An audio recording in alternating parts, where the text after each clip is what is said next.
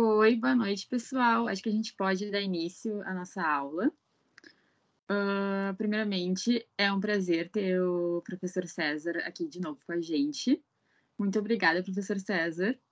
Nós estamos muito felizes, a Lázia e a Dora, ter o senhor nos ensinando.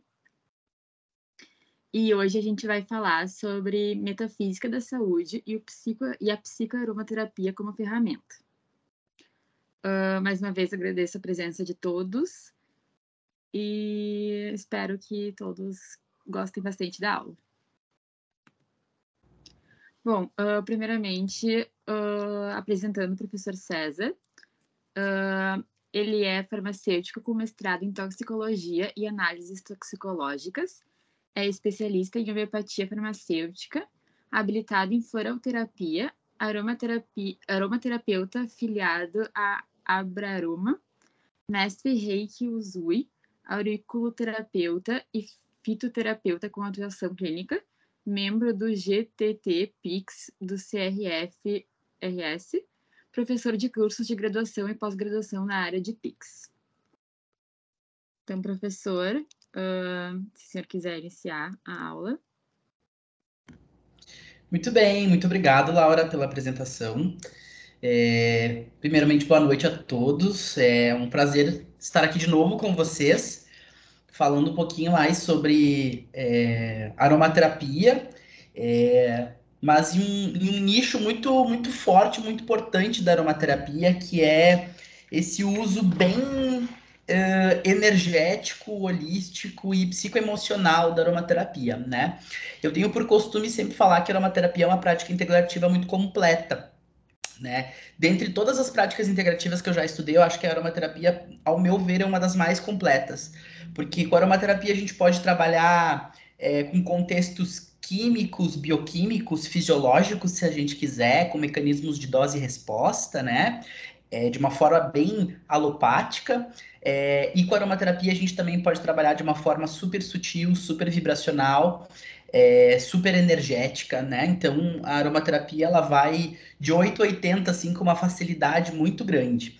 Então ela é uma prática integrativa muito versátil e ela abre campos para que as pessoas possam estudar diversos assuntos dentro delas, tá? Então hoje eu vou trazer um pouquinho para vocês dessa atuação um pouco mais energética mesmo dos óleos essenciais, essa aplicação mais dentro de um contexto emocional e psicoemocional, tá? E para isso a gente tem que contextualizar algumas coisas. Até a gente chegar lá, eu preciso contextualizar, construir um conhecimento junto com vocês, para que a gente possa chegar efetivamente na aromaterapia. Talvez várias coisas que eu vou falar no dia de hoje seja meio que chovendo molhado para vocês, talvez vocês já tenham esse conhecimento, mas é importante que a gente construa esse conhecimento até o fim, para que a gente possa entender bem a atuação dos óleos essenciais nesse contexto psicoemocional e nesse contexto energético, tá? Pode passar o slide para mim, por gentileza. Esse a gente já pode passar, porque já me apresentaram, né? Muito bem. Inicialmente, para a gente retomar alguns conhecimentos aí, a gente precisa falar um pouquinho de física e falar um pouquinho sobre energia e matéria, tá? A gente precisa se situar nesse processo.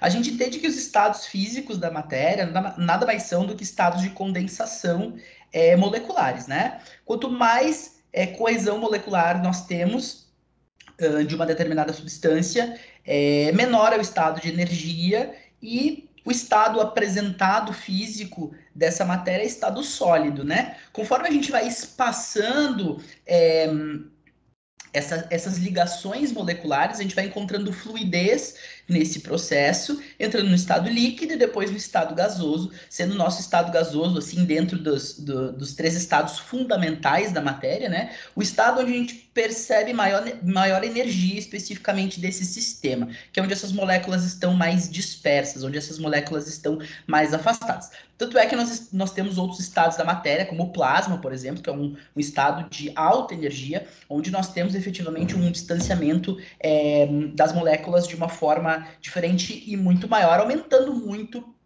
a energia desse sistema, tá? Pode passar o slide, por gentileza. Quando a gente olha para esse processo, entendendo a ação molecular e vendo que há uma ligação importante do estado da matéria em relação ao seu estado de energia também, a gente pode perceber que o átomo ele é formado aí pelo seu núcleo com prótons e nêutrons, e nós temos a eletrosfera formada pelos seus elétrons. Esses elétrons eles possuem um spin, que é uma rotação que eles fazem ao redor deles mesmos, especificamente, né? E nesse intervalo, nesse espaço que existe entre o núcleo e entre os elétrons, através desse processo de spin, nós temos um emaranhamento quântico, na verdade, que acontece, onde a gente percebe que os elétrons, ora são onda e ora se comportam como partículas, né? Dessa forma, a gente consegue perceber que os nossos elétrons, na verdade, eles transitam entre o seu estado de matéria, que é algo que ocupa um lugar no espaço, né? E ora como onda, ou seja, como uma partícula, especificamente como uma vibração dentro desse contexto. Quando a gente percebe isso de uma forma mais ampla e enxuta, a gente consegue entender que matéria, especificamente, nada mais é do que um estado de energia condensado, tá? Então, o nosso corpo físico, a nossa matéria em si, tá? Ela é feita basicamente por um estado de energia condensado. O universo, de uma forma geral, através das leis da física, nos explica que o universo ele tende ao estado de menor energia, ele tende à estabilidade. Tanto é que as reações químicas acontecem dessa forma, né? Tendendo à estabilidade. Nosso próprio organismo, as nossas próprias reações bioquímicas, elas também tendem à estabilidade, os estados de menor energia possível, né? De maior condensação específicas, para que a gente não tenha uma energia muito grande envolvida nos sistemas. De uma forma muito simples, bioquimicamente, a gente tem o nosso organismo sendo controlado a partir de enzimas, que são catalisadores químicos, né, que diminuem a energia de ativação de reações químicas, especificamente para que a gente possa utilizar o mínimo possível que a gente possa economizar, né? O universo ele é muito sábio e muito econômico também, tá? Pode passar o slide, por gentileza. Quando a gente entende que, na verdade, nós somos basicamente, ou tudo ao nosso redor, basicamente energia em estados diferentes de condensação, basicamente, a gente começa a entender que, se nós pararmos para analisar, nós também somos fontes emissoras de energias, tá? A gente pensa no nosso cérebro, no nosso sistema nervoso especificamente, como um gigantesco emissor de frequências. A gente entende que o nosso cérebro ele se manifesta através de processos sinápticos, né? Esses processos sinápticos eles se dão por potenciais elétricos, né? Quando a gente fala bioquimicamente também, dentro das nossas células corporais, de uma forma geral, a gente tem potenciais elétricos acontecendo dentro das mitocôndrias, por exemplo, para produzir ATP, né? Então, o nosso organismo ele é feito de pequenos potenciais elétricos que fazem comunicações celulares, tá? Esses potenciais elétricos, eles geram um campo magnético inevitável, que inclusive pode ser medido, né? Se a gente faz um eletroencefalograma lá, a gente consegue medir os nossos campos magnéticos, esse potencial de energia que ocorre entre os neurônios, né? Então, quando a gente parar para pensar nisso, a gente consegue dizer também de uma forma muito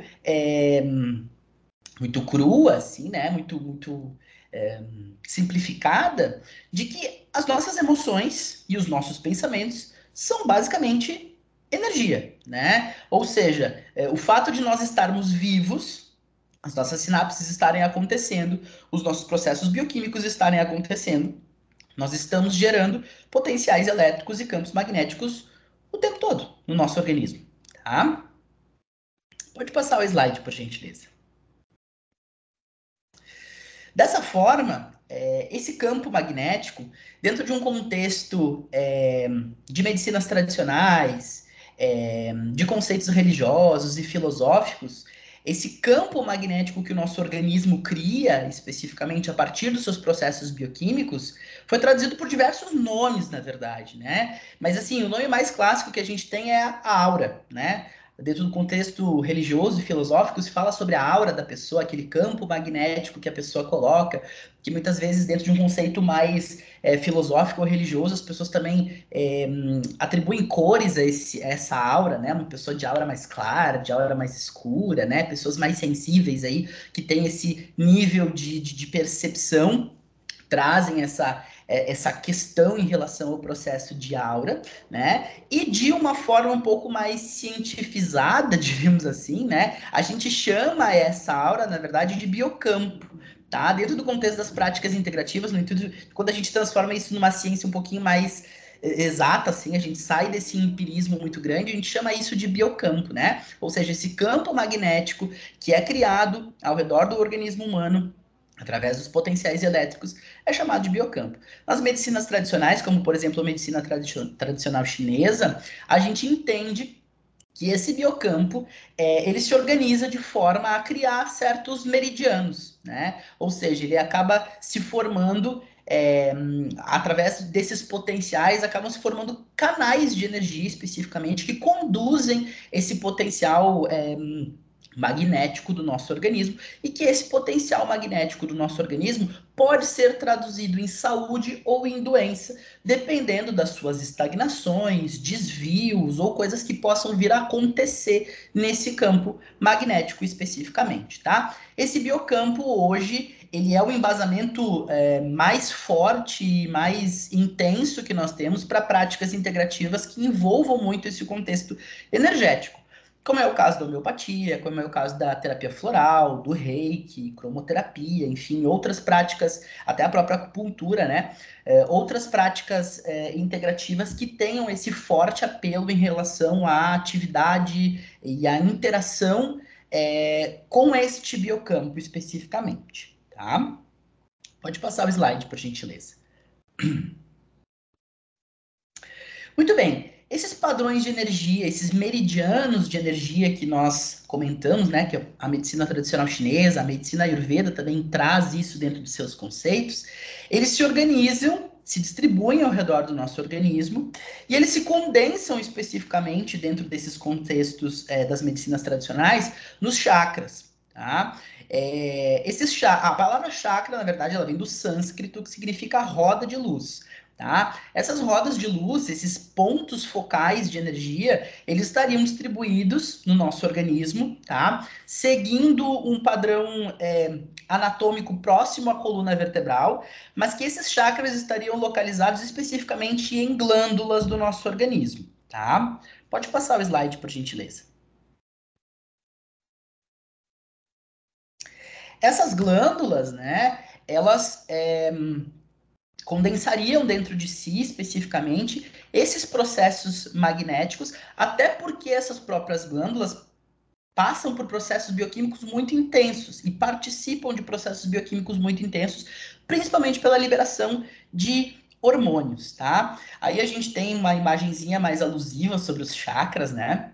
Onde a gente teria o chakra básico relacionado especificamente, então, às glândulas suprarrenais, tá? O sacro, ou então também chamado de chakra sexual relacionado às gônadas, o chakra umbilical relacionado a baço pâncreas, tá? Cardíaco relacionado a timo, laríngeo relacionado à tireoide, frontal relacionado à hipófise e coronário relacionado à pituitária, tá? Então a gente teria aí um sistema de 7 glândulas secretoras de diversos hormônios dentro do nosso organismo, que condensariam muito da energia desse biocampo especificamente, tá? E alterações nesse biocampo poderiam gerar, então, aí, alterações ao funcionamento dessas glândulas e, então, desenvolvimento ou aparecimento de doenças relacionadas a isso, tá? Quando a gente pensa dentro do contexto bem clássico bioquímico, a gente entende que os nossos hormônios fazem um papel importantíssimo sobre o nosso humor, né? Então, o nosso estado de pensamento e o nosso humor, ele é muito regulado por processos hormonais. Logo, a gente subentende que, efetivamente, desalinhos de glândulas endócrinas, né, podem interferir diretamente no nosso processo cognitivo, no nosso processo mental e no nosso estado de pensamento, tá? Então aqui a gente criou até esse momento um entendimento né, de que energeticamente esse biocampo que nós possuímos, ele está concentrado em algumas áreas do nosso corpo e que o nosso cérebro e as nossas próprias reações bioquímicas que geram esse campo magnético ao nosso redor podem, obviamente, influenciar de forma positiva ou de forma negativa nisso, tá? Pode passar, por gentileza. Aqui eu tenho mais algumas imagens falando aí sobre a visão, né, desses chakras, algumas estruturas anatômicas aí um pouquinho maiores, falando sobre esse aspecto dos chakras, tá? Então a gente teria eles distribuídos aí por uma linha seguindo o processo de coluna vertebral, mas muito conectados aí especificamente a essas glândulas que a gente comentou, tá? Pode passar, por gentileza. Muito bem. Entendemos um pouquinho sobre essa estrutura aí do biocampo e sobre essa ação energética e magnética que o nosso organismo tem, tá? E aí a gente tem que falar um pouquinho sobre como que essa estrutura magnética especificamente pode ser afetada por nós, ou pelos outros, obviamente, né? E aí a gente vai entender alguns conceitos da psicossomática. Muitas vezes a gente ouve falar dentro do contexto de práticas integrativas da psicossomática, e às vezes a gente ouve falar, né, que a pessoa teve uma doença psicossomática, ela somatizou alguma coisa e desenvolveu uma depressão, ou alguma coisa nesse sentido. Muitas vezes a gente ouve falar isso de uma forma muito popularizada, né? E a psicossomática especificamente é o estudo das relações que nós temos entre o processo patológico, físico, né, e o processo das nossas emoções. Então, a psicossomática nada mais é do que uma transcrição, né, da linguagem corporal em relação aos seus sintomas, tá?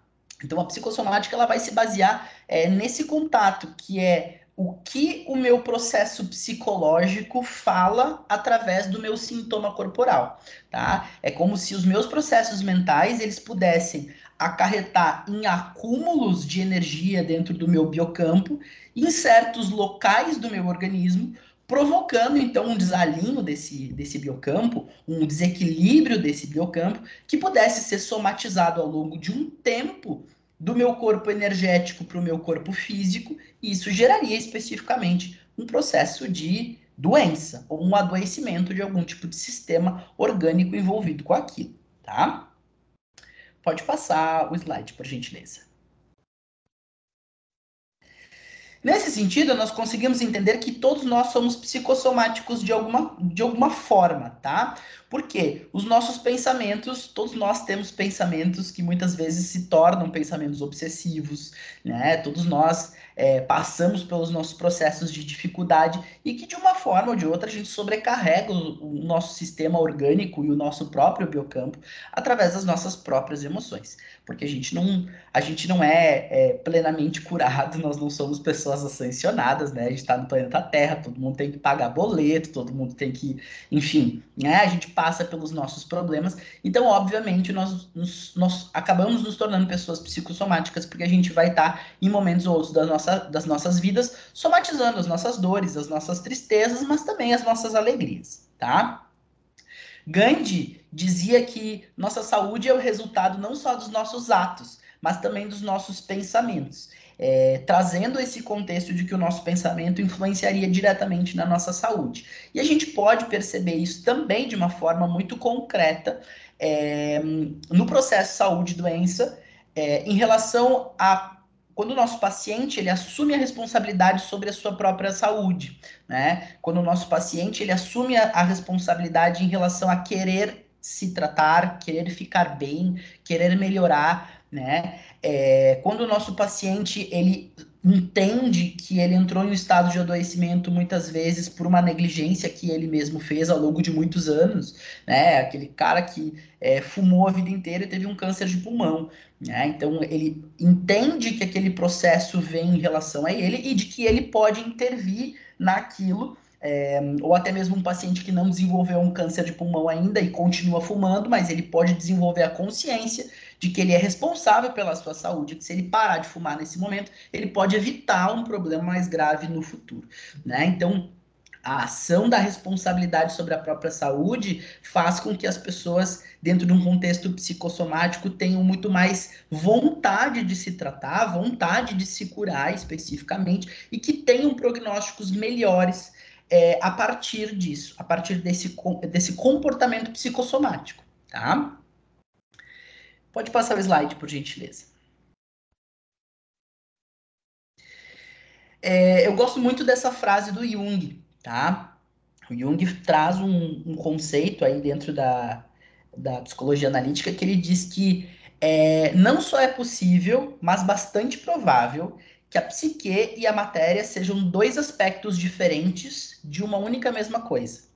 Os fenômenos de sincronicidade apontam, parece a mim, nessa direção, porque eles mostram que o não psíquico pode se comportar como psíquico e vice-versa, sem que haja alguma conexão causal entre eles. Tá? Então a gente vê vários pensadores aí, vários estudiosos falando sobre essa inter-relação que nada mais é do que matéria e energia, tá? De uma forma mais científica, né, da abordagem que a gente falou lá no início do átomo, o que o Jung fala aqui nada mais é do que isso, uma abordagem entre relação direta de matéria e de energia, né, do nosso corpo físico com a nossa psique ou de vice-versa em relação a esse processo, tá? Pode passar o slide. Esse aqui é o modelo do iceberg de Freud, onde ele fala sobre a divisibilidade dos nossos níveis de consciência e inconsciência.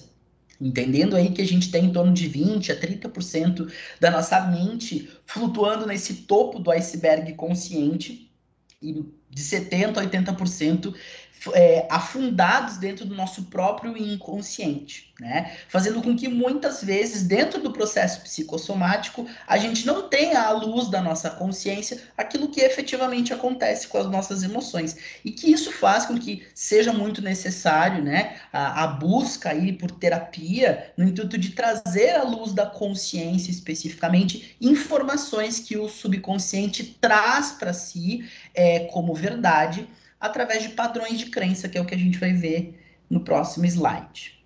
Pode passar o slide.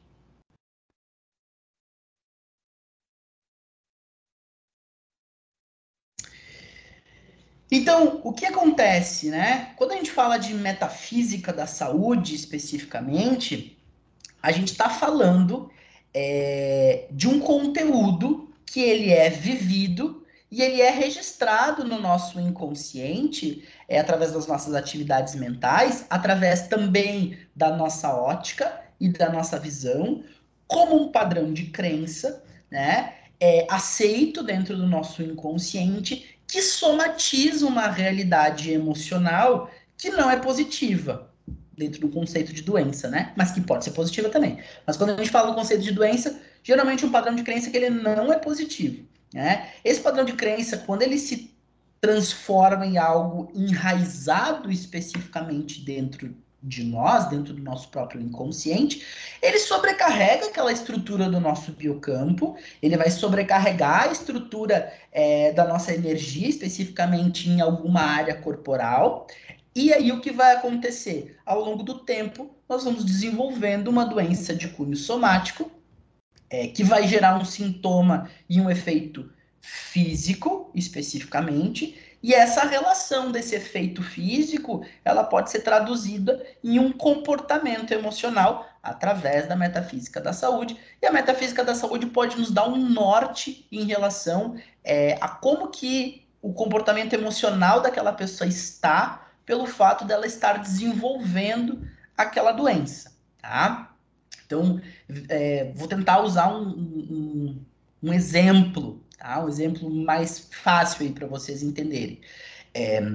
Dentro da metafísica da saúde, a gente tem por conhecimento que as pessoas que desenvolvem problemas relacionados ao fígado, por exemplo, alterações hepáticas, cirrose, hepatites, são pessoas que acumulam ao longo da vida emoções coléricas, né? Tanto é que o nome da emoção já se fala de emoção colérica, que lembra sobre a parte do fígado especificamente. Tem muito a ver com o processo de raiva. raivas, frustrações ou emoções excessivamente quentes, né? Que acabam sendo somatizadas no fígado dessas pessoas, tá? Então, a gente consegue ver isso em vários outros sistemas orgânicos, né? Tristeza, por exemplo, sendo somatizada no processo pulmonar, e aí a gente consegue ver evoluções disso muitas vezes, né? A pessoa criança desenvolve um quadro de bronquite ou asma brônquica durante a infância por algum tipo de processo de rejeição ou de tristeza na própria infância, abandono de pai ou de mãe, né? Passa um tempão com esse processo de tristeza, chega na vida adulta, cura esse processo brônquio, né? Não tem mais asma, não tem mais bronquite, mas ele começa a desenvolver uma dermatite atópica, por exemplo, ou um problema de pele, né? A gente sempre fala também, tanto dentro da medicina tradicional chinesa quanto da própria homeopatia, sobre a superficialização do sintoma, né? E a pele é o órgão de dejeto, diríamos assim, do pulmão, né? Quando a pessoa cura a tristeza pulmonar especificamente, aquilo é desembocado na pele da pessoa. E aí ela começa a tratar uma outra fase daquele processo. Tanto é que não é raro a gente ter pacientes com crise de asma ou de bronquite que apresentam coceira na pele durante o processo da crise, inclusive, né? Ou ao longo do processo da crise, algumas coceiras inexplicáveis nas pernas, nas costas, às vezes sem uma influência externa direta. Tá? Então a gente consegue observar isso dentro do contexto da própria metafísica da saúde, tá? Pode passar o slide. E aí a gente entende que o padrão de crença que aquela pessoa vive, ela pode determinar um padrão de crença sobre aquilo que ela vê, sobre a sua própria ótica, né? E esse próprio padrão de crença, ele se ancora no estado inconsciente daquela pessoa, ou seja, não é algo que é conscientizado especificamente, né? E aquele padrão de crença ancorado lá, ele toma anos, às vezes, da vida daquela pessoa em um processo de somatização, onde a pessoa aceita aquilo como uma realidade, como uma verdade para ela, né? E a partir disso que o processo de somatização realmente acontece, né? Então, não é que a pessoa ficou triste hoje e amanhã ela tá com bronquite, né? Não é que a pessoa ficou triste hoje que amanhã ela tá com uma dermatite atópica. Geralmente é uma coisa que vem acontecendo ao longo de bastante tempo, né? O processo de somatização, ele não é um processo rápido, ele é um processo lento, né? E a gente começa a observar os sintomas de uma forma mais tardia, né? Então, esse é o conceito específico da psicossomática. A metafísica da saúde observa também quadros agudos em relação a isso, tá? Quadros agudos que às vezes podem ser bem significativos, né? Por exemplo, isso já aconteceu comigo mais de uma vez. Funcionário de uma empresa estava com medo de falar com o chefe sobre algum processo, algum problema, que não estava se sentindo feliz, desenvolve amidalite, né? E perde a voz. Ou faz uma rinocinusite e perde a voz. É quase que uma somatização, uma própria resposta do corpo de tipo assim, estou engolindo emoções, não estou conseguindo me expressar, e de uma forma aguda o meu corpo inflama, porque aquela emoção que eu queria jogar para fora, aquele sentimento que eu queria botar para fora, aquela fala que eu queria botar, era uma fala inflamada, né? Quando eu engoli aquilo especificamente, aquilo me inflamou. Porque, tipo assim, eu tava odiando meu chefe, eu queria pegar ele pelo pescoço, mas eu não tive coragem de falar para ele que algo que aconteceu me magoou, fez mal para mim, enfim, né? E aquilo acaba criando aquele processo de somatização. Muitas vezes a gente consegue perceber isso em quadros agudos também, tá? Não só em quadros somáticos aí que demoram vários anos para que aquilo apareça especificamente, tá? Pode passar o slide, por gentileza.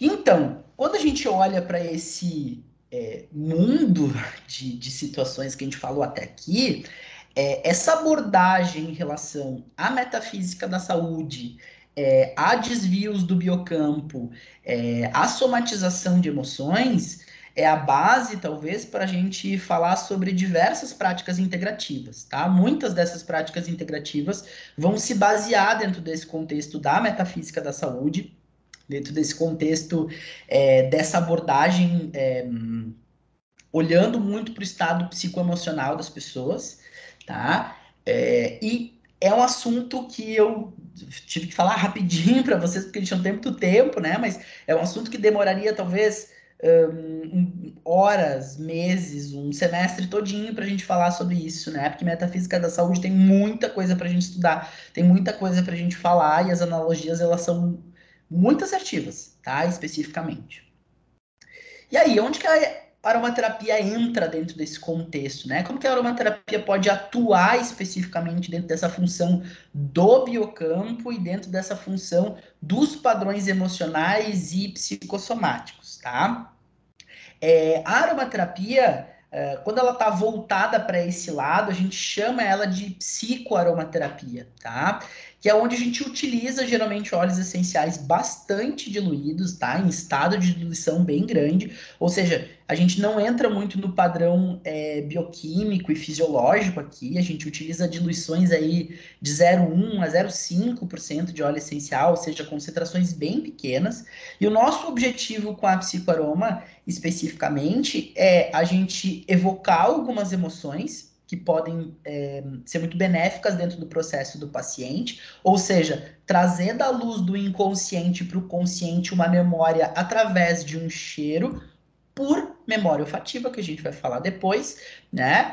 Ou a gente pode utilizar o processo da doutrina da assinatura da própria planta, que a gente vai falar depois também, sobre a atuação magnética do campo daquele próprio vegetal, né, do biocampo do vegetal em relação ao biocampo do ser humano. Algo muito parecido do que acontece, por exemplo, com a terapia floral, né, onde a gente utiliza a transferência do biocampo da flor para o biocampo humano através de um veículo que, nesse caso do terapia floral, é água, né? Então, com os óleos essenciais, a gente pode fazer a mesma coisa, né? A gente pode ou evocar memórias, ou a gente pode transferir energias de um biocampo para outro no intuito de restabelecer alguns padrões magnéticos, tá? Pode passar o slide, por gentileza. Muito bem. Quando a gente fala de memória olfativa, dentro do próprio processo de memória olfativa, a gente consegue fazer alguns processos que a gente pode chamar até de um digging emocional, né? Onde a gente evoca especificamente memórias daquela pessoa e traz essas memórias para a luz da consciência no intuito de um tratamento, tá? E de que forma que a gente faz isso? Todos nós desenvolvemos memória olfativa, tá? Ou seja, o nosso cérebro, ele traduz vivências da nossa vida, situações da nossa vida, né? E marca essas situações com uma memória na nossa mente através de um cheiro, tá? O cheiro acaba se tornando um gatilho, na verdade, para que a gente acesse essas emoções. E vocês podem perceber isso de uma forma muito clara. Lembrem do cheiro da casa da avó de vocês. Todo mundo vai ter uma memória de algum tipo de cheiro. Ou vai ser cheiro de bolo, ou vai ser cheiro de café, ou vai ser cheiro de perfume, né? E automaticamente a lembrança do cheiro faz com que a gente lembre na coisa, né? Então, pensa em cheiro de café. A maior parte das pessoas vai se sentir super relaxada, super tranquila e super feliz quando pensar no cheiro de café, porque dificilmente a gente toma café em um momento ruim. A gente toma café para relaxar, né? Então a pessoa estava em um momento ruim, ela sai desse momento ruim e ela vai tomar um café, né? Então aquele café, na verdade, aquele cheiro daquele café cria geralmente uma memória de tipo assim, eu estou em um momento de relaxamento, né? Tem um pessoal aqui que escreveu que os alunos de medicina não. Pois é. Quando a gente está na graduação, a gente toma café até no banheiro, né? Porque não dá. Mas, enfim, é aquele momento que a gente tenta dar uma saída, uma escapada daquele processo, né? Uma escapada daquela nossa aflição especificamente, né? Outro cheiro que é clássico é cheiro de cítrico, cheiro de laranja, né? Ou cheiro de limão. O cheiro de limão, ele geralmente evoca coisas positivas nas pessoas. Mas, por exemplo, pode evocar algo muito negativo, né? Sei lá, eu na minha infância estava lá na casa da minha avó, caí de um pé de limão, estava subindo lá na árvore e quebrei o braço, né? É uma memória olfativa que se transforma em uma memória olfativa traumática para mim, né? E que toda vez que eu sentir aquele cheiro, talvez aquilo não seja bom. Talvez aquilo me traga uma memória, talvez aquilo me traga uma lembrança de algo que não é positivo especificamente, tá? Com isso a gente pode abordar, enfim, expandir muito esse conceito da memória olfativa em relação aos processos psicoemocionais. Obviamente que a gente precisa ter muito cuidado com isso, né? Para que a gente não reviva traumas intensos em pessoas que não estão preparadas para reviverem aquele trauma, né? Então, uma pessoa que tem uma memória olfativa muito forte em cima de algum aroma específico, e aí tu vai evocar aquilo naquela pessoa para que ela relembre aquele sofrimento, será que é bom? Talvez não seja, né? Então a gente precisa muito de um bom senso, de uma boa anamnese, né? Para a gente poder utilizar memória olfativa no intuito de evocar emoções e sensações das pessoas, né? Inclusive, a gente pode utilizar a memória olfativa para criar âncoras, né? Âncoras emocionais de coragem, por exemplo, para que toda vez que a pessoa sinta aquele cheiro, ela entre em estado de coragem especificamente para ela poder ultrapassar, sei lá, uma prova de direção ou alguma coisa nesse sentido, né? A gente cria uma âncora emocional naquela pessoa através de um aroma para que toda vez que ela sentir aquele cheiro, ela se sinta segura, tá? Então, são processos que podem ser feitos também através do processo de memória olfativa, tá? A própria memória olfativa é utilizada no marketing, tá? No marketing olfativo. A gente tem diversas empresas hoje que já trabalham com marketing olfativo e fazem isso de uma forma muito proposital, tá? Para que essas memórias evocadas elas possam gerar lucro para aquela empresa, tá? Provavelmente todos vocês já foram passear no shopping, todos vocês já passaram na frente de lojas que são absurdamente perfumadas, tá? Aquele perfume não está lá por um acaso. Aquele perfume, ele muito provavelmente foi produzido através de uma empresa que trabalha com marketing olfativo, especificamente para aquela marca, especificamente para fazer com que vocês entrem na loja, e especificamente para fazer com que vocês comprem o que está lá dentro, tá? Então, geralmente as lojas assim que trabalham com roupa de cama, toalha, coisas nesse sentido, vão ter cheiros que têm toques de lavanda, por exemplo. Né? Porque a lavanda dá uma sensação de limpeza, dá uma sensação de suavidade. Aí a gente entra na loja, é tudo branco, é aquele lençol absurdamente branco, é aquele cobertor absurdamente branco, com aquele aroma de limpeza, aquilo dá uma sensação de conforto, de aconchego, né? E quando a gente leva aquilo para casa, aquilo também vem com aquele cheiro.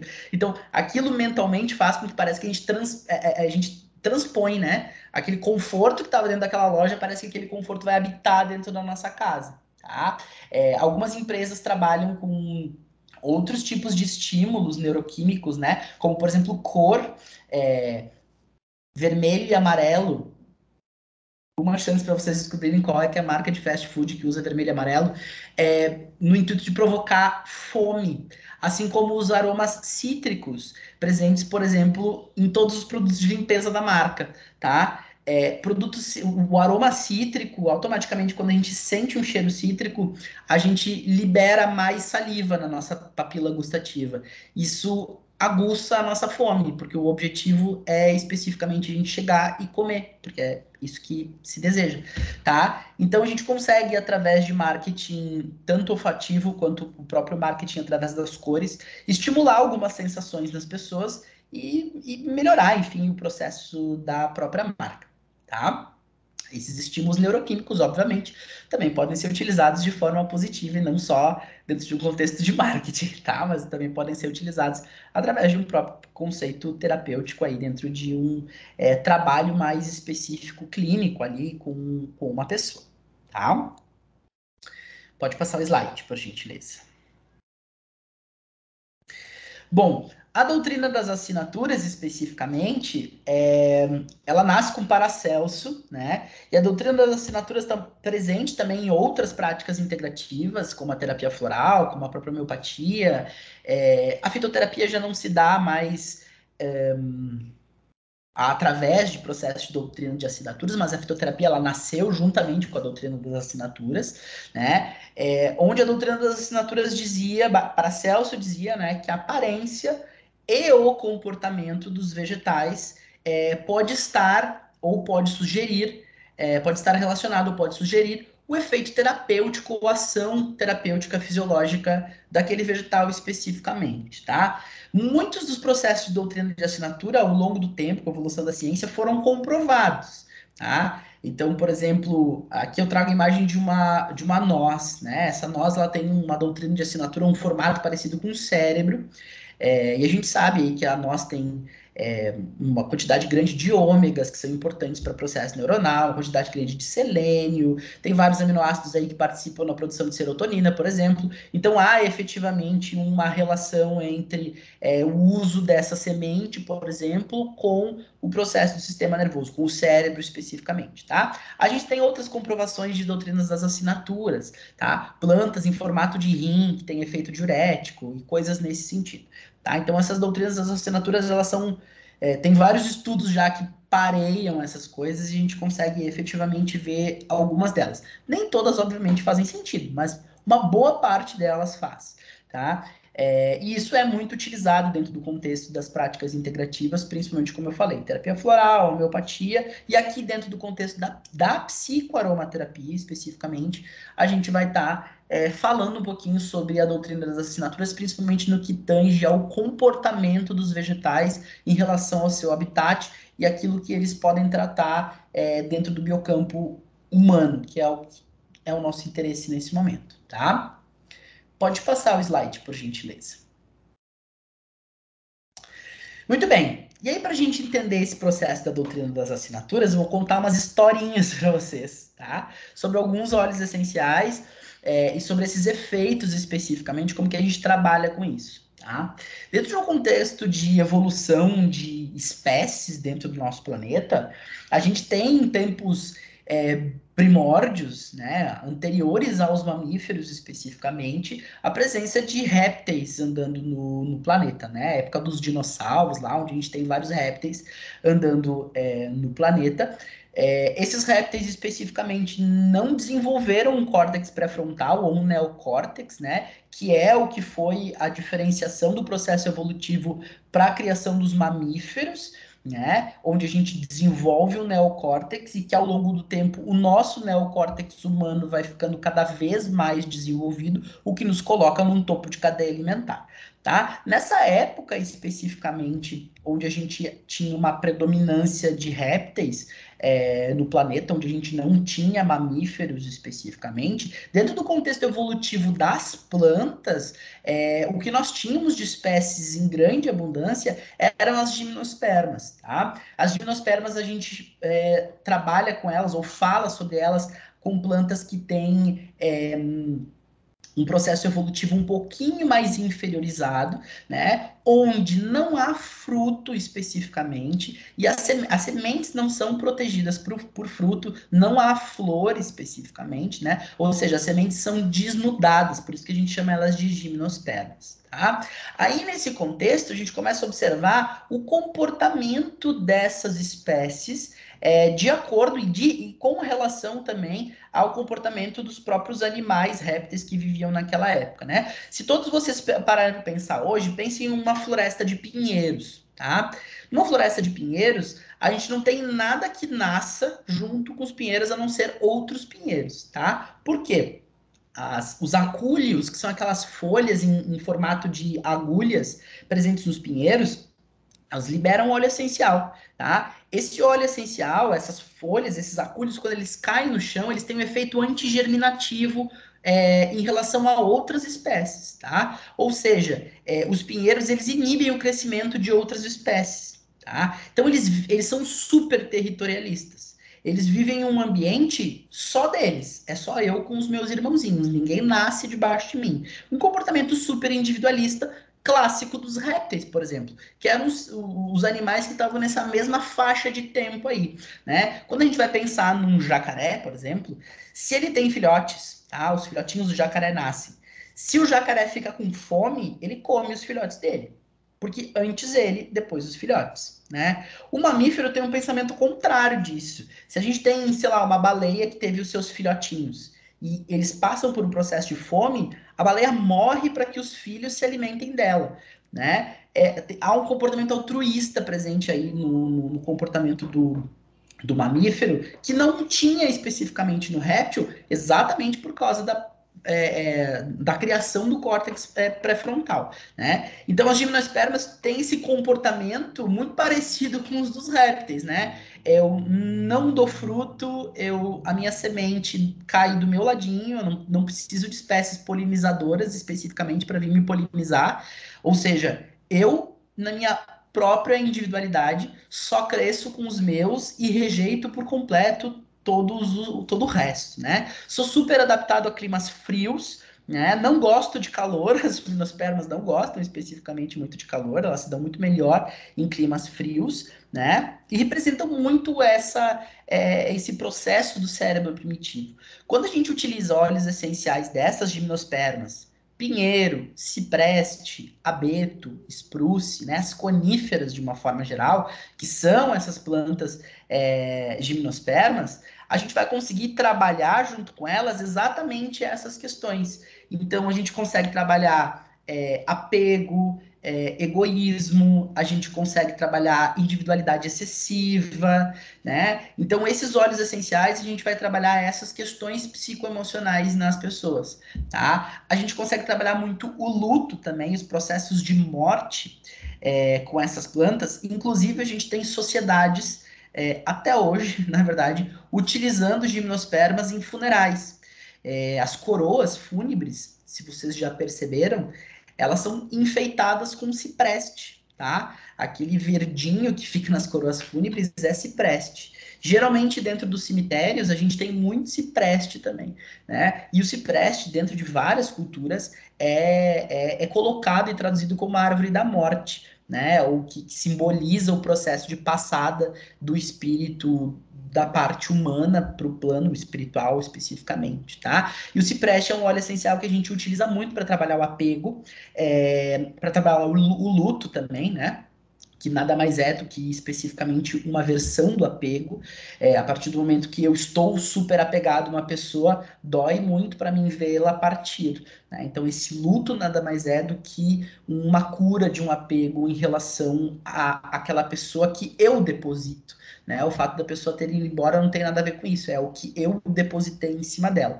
Tá? Então, o Cipreste trabalha muito nesse contexto. E os cemitérios, especificamente, né, tem esse contexto. As coroas fúnebres têm isso.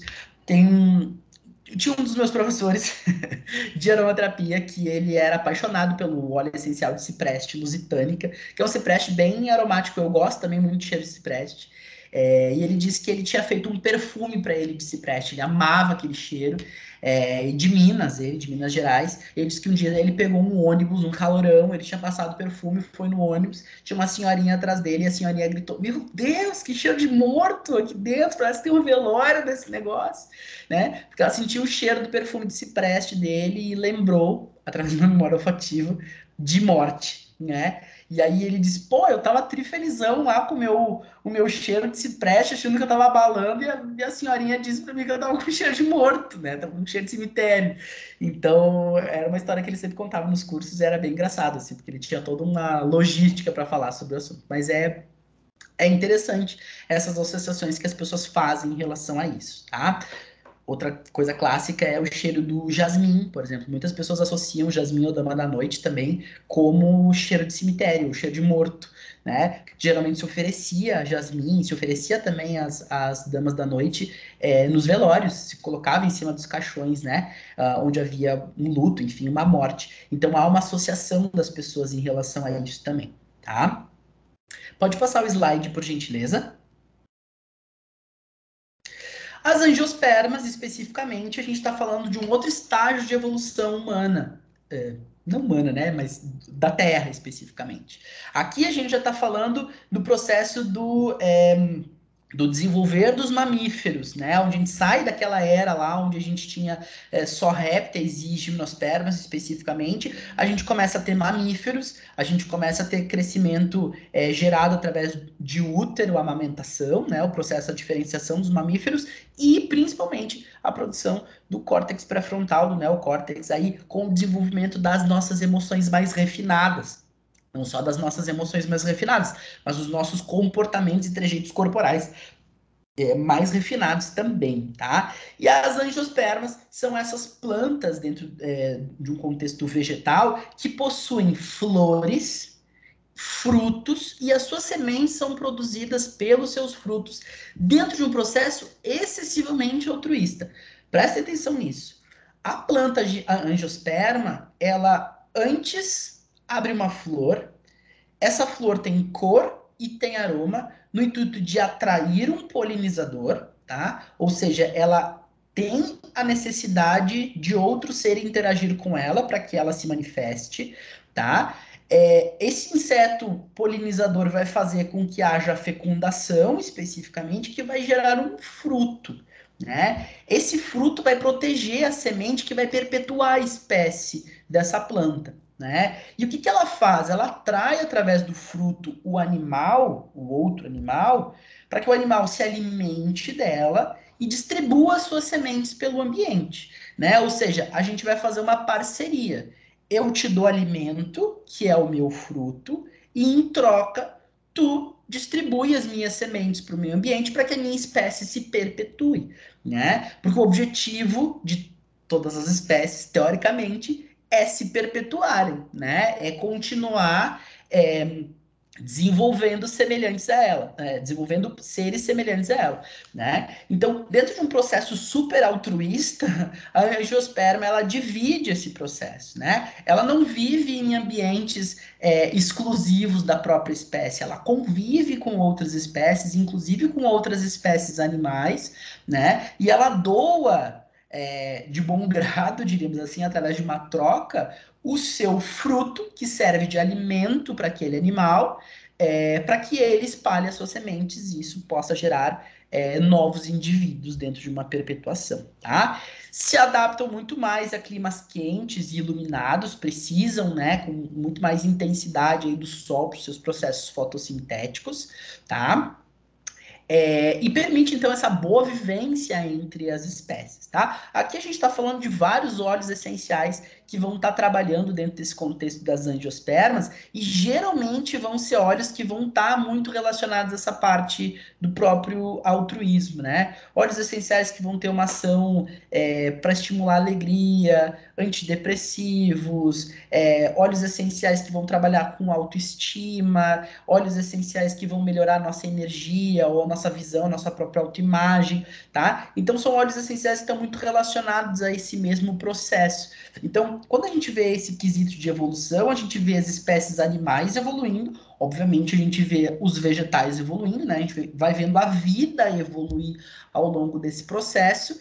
E a gente vai pegando essas doutrinas de assinatura, ou seja, esses comportamentos que aconteceram com essas espécies, e vai traduzindo isso especificamente nos comportamentos que nós, seres humanos, carregamos. Porque a gente ainda tem uma parte do nosso cérebro primitivo, né? A gente tem o nosso lóbulo inferior, o nosso cerebelo, o tronco encefálico, que faz parte desse nosso cérebro primitivo, controlando especificamente as nossas sensações e as nossas emoções mais primitivas, né? Tronco encefálico controla lá batimento cardíaco, controla respiração, né? Ou seja, aquilo que é mais essencial, aquilo que é mais visceral, aquilo que é mais instintivo para o nosso organismo, enquanto que o nosso córtex pré-frontal está muito mais ocupado com as nossas emoções, com o nosso intelecto, com o nosso desenvolvimento, né? E nós temos essas duas parcelas acontecendo de forma simultânea, né? Fazendo especificamente com que a gente tenha emoções que muitas vezes são primitivas e instintivas e outras emoções que sejam muito mais refinadas especificamente, né? E a psicoaromaterapia, ela é uma ferramenta que pode nos auxiliar ao longo de todo esse processo, tá? Pode passar o slide, por gentileza. Aqui a gente tem alguns exemplos de angiospermas, tá? As flores, por exemplo, tá? As flores vão expressar geralmente emoções muito elevadas. Então, óleos essenciais que são derivados de flores vão ter ações relacionadas a processo antidepressivo, estimular a beleza, autoestima, relacionados à parte de felicidade, liberdade, tá? Lavanda, por exemplo, o óleo essencial da liberdade, que evoca uma sensação de liberdade, de pureza, de leveza em relação aos processos da vida, né? Os cítricos como uma representação clássica de uma energia solar, uma representação forte de energia, como purificadores, inclusive a gente olha eles com efeito antimicrobiano muito importante muitas vezes, né? As especiarias aí trabalhando nas nossas questões mais de aquecer corações gelados, emoções geladas, a canela, por exemplo, é um óleo essencial que a gente usa muito para isso, para pessoas que têm o coração frio, as suas emoções são muito frias, né? Estimula a nossa relação com a abundância, com a troca, né? Com a troca de coisas, compra e venda, né? As especiarias trabalhando muito nessa parte da abundância, tá? Apaziguam muitas questões dos medos também, tá? Trazem um conforto para essa parte dos medos. E as resinas geralmente servindo como bálsamos espirituais, ou óleos essenciais que têm uma conexão, promovem uma conexão espiritual muito elevada, a partir do momento que a gente entende que as resinas, elas nada mais são do que uma súplica da planta em relação à sua cura. Porque para a gente extrair a resina de uma planta, por exemplo, o líbano, né? A gente precisa ferir aquela planta, a gente precisa machucar o tronco dela, quase que torturá-la, né? Para que ela sangre, ela secrete aquela resina, para que daí aquela resina seja retirada. A resina ela é secretada para poder cicatrizar a planta, né? E a gente retira aquela resina e destila ela depois. Então, a resina é quase como se fosse uma súplica da planta de tipo, para de me machucar, né? Para, porque eu preciso cicatrizar, porque se tu não parar, eu vou morrer. Vai destruir os meus lenhos ali de seiva e aquela planta vai morrer. Então, isso está muito relacionado com a súplica. E aí, isso traz essa questão da devoção espiritual, da conexão espiritual, de solicitar algo superior, né? Entrar em contato com algo superior. Tá? Pode passar. E aí, as aplicações que a gente vai ter da aromaterapia, da psicoaromaterapia nesse processo, né? A gente pode trabalhar nessas evocações emocionais, a gente pode trabalhar nesse processo das doutrinas das assinaturas através de uma massagem corporal, com óleos essenciais, tá? Através de uma aplicação podal, de um de uma sinergia contendo óleo essencial. Essa aplicação ela pode ser podal, ela pode ser na mão, ela pode ser no microsistema da orelha, tipo uma auriculoterapia, tá? Ou no microsistema da mão, ou no microsistema do pé, com efeitos muito interessantes. A gente não precisa de uma massagem de corpo todo, tá? A gente pode fazer isso por processos de inalação também, como uma difusão ambiental, por exemplo, acompanhada de uma meditação ou de um exercício mental. Ou até mesmo uma inalação direta através de um algodão ou de um inalador, tá? Para evocar algumas memórias, por exemplo, na pessoa, tá? A gente pode fazer esse processo com meditação ou sem meditação. Nós tínhamos um grupo em Porto Alegre, agora o grupo está um pouco parado, que nós fazíamos estudos com os óleos essenciais através desse processo da psicoaroma, tá? A gente pegava pessoas que não conheciam aromaterapia, faziam elas participarem do grupo, sentiam o aroma do óleo essencial, sem saber para que o óleo essencial servia, e a gente ia coletando informações dessas pessoas em relação a o que aquilo tinha trazido emocionalmente para elas. E é muito incrível porque a gente nunca teve erro.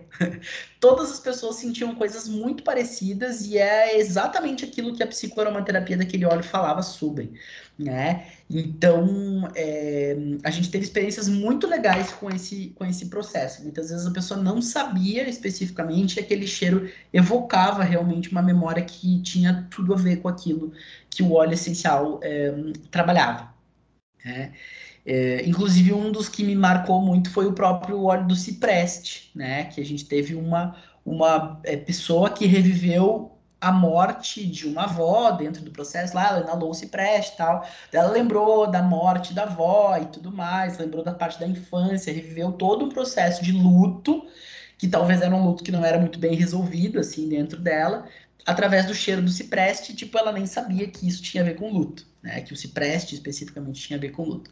Então a gente passou por várias experiências nesse sentido, dessas evocações, e os resultados são muito interessantes, especificamente, né, era algo que eu gostaria muito de tabelar em algum momento, de fazer uma pesquisa um pouco mais robusta em relação a isso, né? Mas, enfim, né, a gente não sabe o que o futuro nos aguarda, né? Mas que a gente tem muitas possibilidades dentro desse processo, a gente tem, tá? E como eu falei para vocês, a aromaterapia é uma técnica super ampla.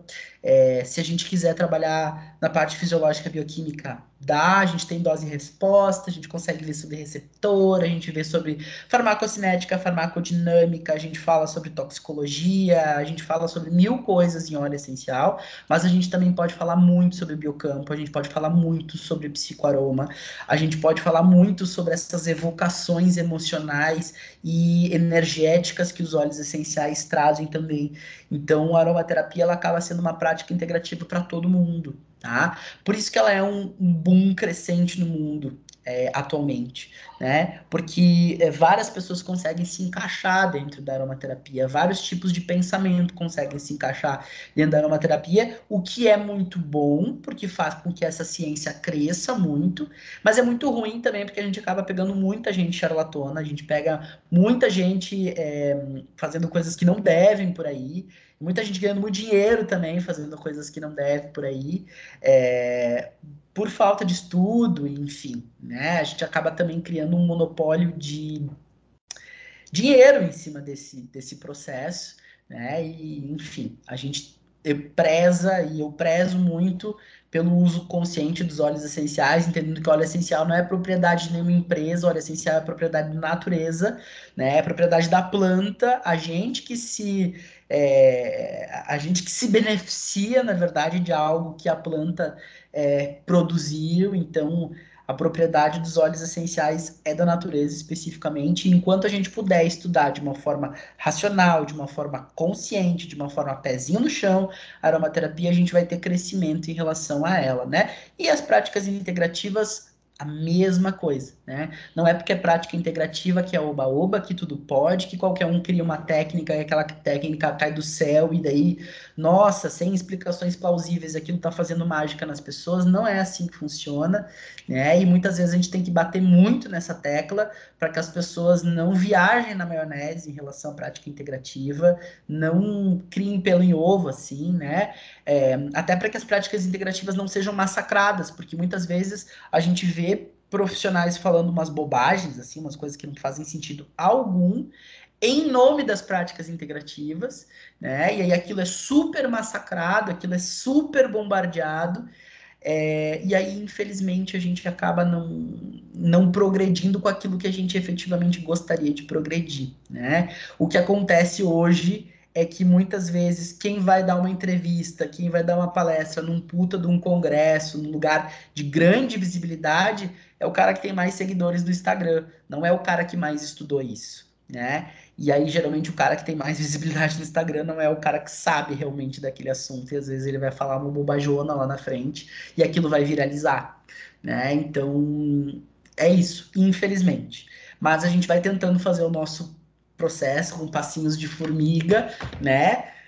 Principalmente com os alunos, tá? Principalmente com os alunos, vocês é importantíssimo, vocês estão na graduação agora, é agora que vocês têm que estudar isso, é agora que vocês têm que pensar nisso, né? A própria abordagem integrativa, a forma de visão da abordagem integrativa, ela pode ser aplicada não só nas práticas integrativas, mas ela pode ser aplicada num todo, entendendo a individualidade do paciente, né? Então, essa parte do estudo da abordagem integrativa é uma coisa fantástica que vai modificar, eu acredito muito que vai modificar ao longo dos anos a nossa estrutura de saúde no país, tá? E a nossa abordagem em relação à saúde no país também, mas isso precisa ser visto dentro da academia, isso precisa ser visto na universidade, tem que ser visto nos cursos de saúde, os profissionais da saúde têm que já estar saindo com isso na cabeça, né?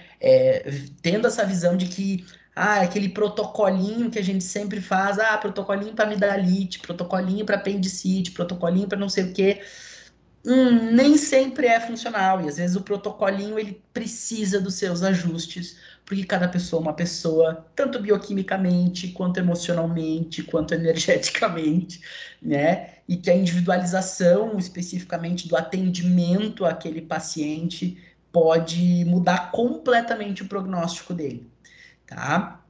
E essa visão, acho que é uma visão que muda o nosso conceito de saúde no país e no mundo de uma forma geral. Mas que a gente vai engatinhando e que isso vai sendo transformado a partir do momento que a gente vai trazendo isso para a roda de conversa, especificamente, dentro da universidade. Tá bom? Então é isso, pessoal. Acho que se passar o slide aí chega no finzinho, Tem meu e-mail, tem meu Instagram, tem meu site, quiserem me chamar, quiserem conversar comigo, precisar de alguma coisa, estou sempre à disposição de vocês. É um prazer enorme estar aqui. Espero que tenham gostado da palestra e deixo aberto também para que vocês possam fazer perguntas, enfim, comentários